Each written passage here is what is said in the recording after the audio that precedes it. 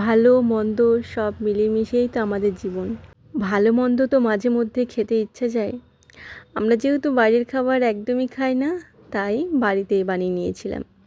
জানো তো, শনিবার দিন রাত্রেবেলা তোমাদের দাদাভাই আবদার করলো কাল একটু ফ্রাইড রাইস আর চিলি চিকেন বানাবে। মুখ ফুটে খেতে চেয়েছে, কি করে বানিয়ে না দিয়ে থাকি বলো তো।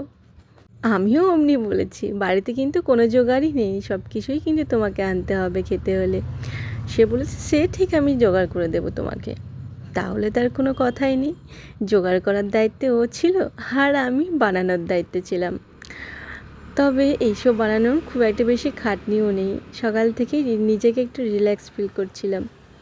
তবে সকালবেলা কিন্তু কলাই সেদ্ধ আর মুড়ি খেয়েছি। দুপুরবেলা যেহেতু হেভি খাবার খাবে, তাই সকালটা একটু হালকার মধ্যে রেখেছিলাম। তবে ও কলাই সেদ্ধ মুড়িটা খেতে খুবই ভালোবাসে। সবার প্রথমে চিলি চিকেনটা ম্যারিনেট করে রেখে দিচ্ছি। সয়া সস, চিলি সস, পেঁয়াজ, আদা, রসুন, কাঁচা লঙ্কার পেস্ট, লবণ। আর আমার যেহেতু চিকেনের পরিমাণটা বেশি ছিল, সেই জন্য আমি কিন্তু এখানে 2টো ডিম নিয়েছি। আর দিয়ে দিচ্ছি এখানে কর্নফ্লাওয়ার। আমি বাইরের যে কোটিংটা একদমই পাতলা রাখবো, ময়দা দেবো না, তাই আমি পুরোটাই কর্নফ্লাওয়ার দিয়ে মাখিয়ে নিয়েছি। ঠিক যতটা প্রয়োজন ঠিক ততটাই দিয়েছি। আর কালারের জন্য আমি একটু কাশ্মীরি লঙ্কার গুঁড়ো দিয়ে দিয়েছি। আবদার করেছিল বাবু ফ্রাইড রাইস আর চিলি চিকেন খাবে, তাই ফ্রাইড রাইসটা বানানোর জন্য আমি এখানে সবজিটা ভেজে নিচ্ছি। ভাতটা কিন্তু ওখানে আমি করে নিয়েছি। প্রথমে গোটা গরম মশলা ফোড়ন দিয়েছি, তারপর তেজপাতা দিয়ে সবজিটাকে দিয়ে লবণ দিয়ে বেশ ঢাকা দিয়ে দিয়ে সবজিটাকে ভেজে নিয়েছি। তবে সবজিটা কিন্তু আমি সাদা তেলে ভেজেছি। আমার মতো একটু কৃপণতা করতে চাইলে তোমরা সাদা তেলে করতেই পারো, আর যদি ঘি বেশি থাকে সেক্ষেত্রে ঘি দিয়ে ভাজতে পারো। তবে সত্যি কথা বলতে কি বলো তো, সাদা তেল দিয়ে ভাজলে এটা খেতেও ভালো লাগে আর জিনিসটা সাশ্রয়ও হয়। পার্থক্য তুমি কোনো কিছুই বুঝতে পারবে না।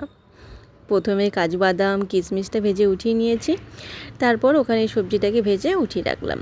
ওই কড়াইটাতে আমি যেহেতু চিলি চিকেনটা বসাবো, তাই আরও বেশ কিছুটা সাদা তেল যোগ করেছি।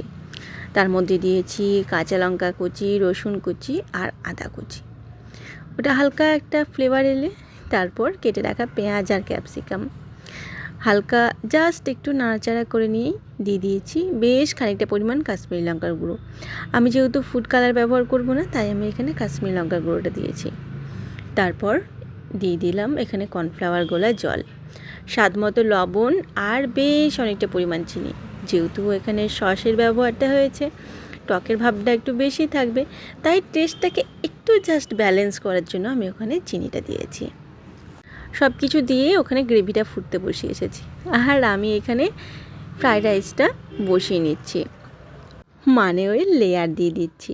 ঠিক বিরিয়ানিটা যেরকম লেয়ার দিই সেরকম ফ্রাইড রাইসটারও লেয়ার দেবো। হাঁড়িটার মধ্যে বেশ ভালো করে ঘি মাখিয়ে নিচ্ছি। দেখো, এটা কিন্তু সাদা তেল একদমই না। এরপর আমি ঘিয়ের ব্যবহারটা করব। তারপর একটা লেয়ারের ভাত দিয়ে দিচ্ছি। এখানে বেশ অনেকটা উঁচু করেই ভাতটা দিচ্ছি। তারপর দিয়ে দিচ্ছি কাজু আর কিশমিশটা। তেলটা খুব গরম হয়ে গেছিলো, তাই কিশমিশটা দেওয়ার সাথে সাথেই জ্বলে গেছে। এবার দিয়ে দিলাম সবজি। সবজির মধ্যে আমি এখানে দিয়েছিলাম ফুলকপি, মটরশুঁটি, গাজর, বিনস, তারপরে আর কিছু না, তবে একটু কাঁচা লঙ্কাও কেটে নিয়েছিলাম জানো তো। আর একটু দিচ্ছি ভাজা গরম মশলার গুঁড়ো। আমি এটা ড্রাই রোস্ট করে তারপরে দিচ্ছি। এটা আমি আমার মায়ের কাছ থেকে শিখেছি। এইভাবে ড্রাই রোস্ট করা গরম মশলার গুঁড়োটা দিলে না ফ্লেভারটা খুব ভালো আসে। তারপর দিয়ে দিচ্ছি চিনি। আমি খুব বেশি মিষ্টিও করব না, আবার খুব হালকাও করব না। এইভাবেই আমি আরও 2-3টে লেয়ার কিন্তু দিয়ে দিচ্ছি। তবে আমার হাতের এই ফ্রাইড রাইস আর চিলি চিকেনের পদটা খেতে কিন্তু বাড়ির সকলেই খুব পছন্দ করেছে, বিশেষ করে আমার কর্তামশাই। ও এই ফ্রাইড রাইস চিলি চিকেন খুব বেশি মিষ্টিও পছন্দ করে না, আর ও সমানে বলে যাচ্ছে আজকের ফ্রাইড রাইসটা না খুব বেশি মিষ্টি হয়েছে না হালকা হয়েছে, আর খুব ঝরঝরে হয়েছিল। সব কিছু লেয়ার দিয়ে গ্যাসের ফ্লেমটা একদম লো করে আমি কিন্তু ওটা দমে বসিয়ে দিলাম। আর এদিকে আমি কিন্তু চিকেনের পিসগুলোও দিয়ে নিয়েছিলাম, ভালো করে ফুটিয়ে নিয়েছি। ওপর থেকে একটু ড্রাই রোস্ট করা তিলটা দিয়ে দিলাম। আমার কাছে ধনেপাতা কি স্প্রিং অনিয়ন ছিল না, তাই আমি দিতে পারলাম না। আমি জানি তোমরা আমার থেকে আরও ভালো রান্না করো। ভুল ত্রুটি অবশ্যই ধরিয়ে দিও, আর কেমন লাগলো ছোট্ট একটা কমেন্ট করে জানিও। টাটা।